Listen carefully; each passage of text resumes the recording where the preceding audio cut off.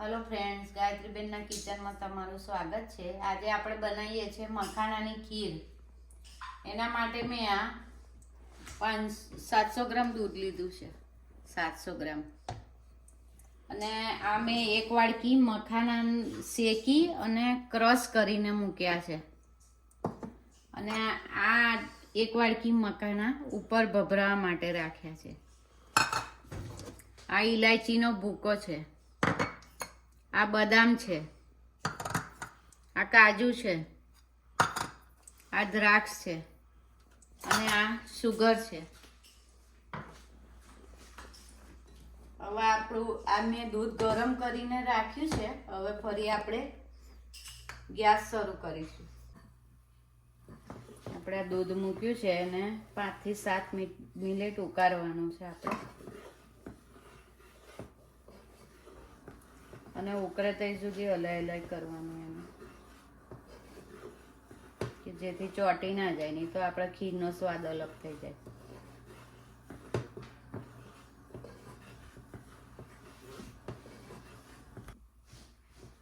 આપણી આ 7 મિનિટ થઈ ગઈ છે. આપણું દૂધ ઉકળી ગયું છે. હવે આ જે મેં મખાના લીધા છે ક્રશ કરીને એક વાડકી શેકેલા, એ ધીરે ધીરે નાખીશું.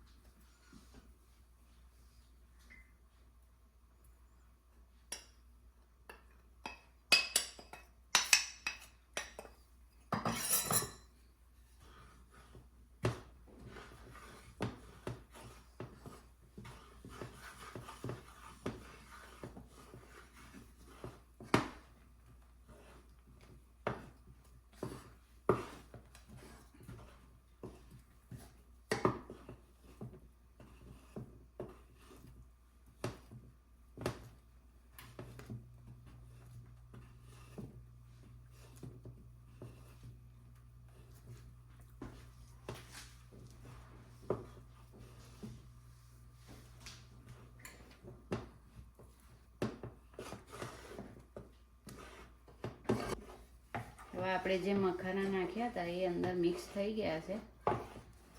હવે આપણે આ કાજુ લીધો છે,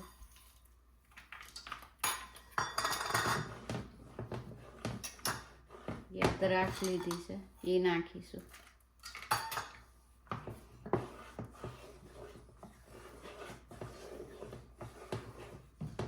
આ ઇલાયચીનો ભૂકો લીધો છે.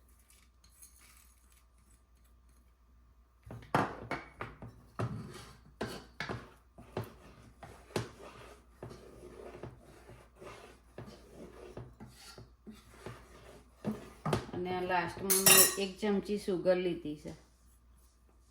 તમારે ગળ્યું જેટલું કરવું હોય એ પ્રમાણે નાખવાની સુગર.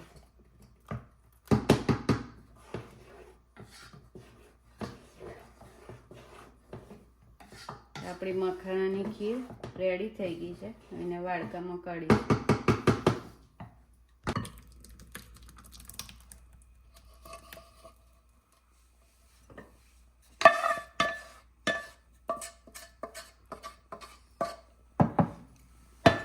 પિસ્તા લીધા છે, એ ઉપર ભભરાઈશું.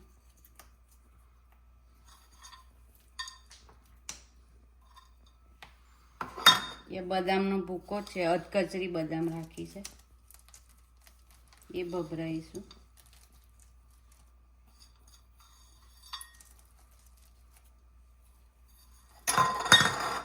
અને આ જે મખાના લીધા છે તે ઉપર ભભરાઈશું.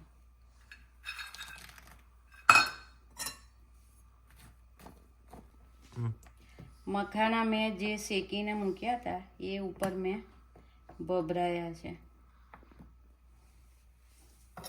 આપણી મખાનાની ખીર રેડી થઈ ગઈ છે. તમને જો મારી રેસીપી પસંદ આવે તો મને લાઈક કરો, શેર કરો અને સબસ્ક્રાઈબ કરો. અને બેલ આઇકન દબાવવાનું ભૂલતા નહીં. જય શ્રી કૃષ્ણ, જય માતાજી, થેન્ક યુ.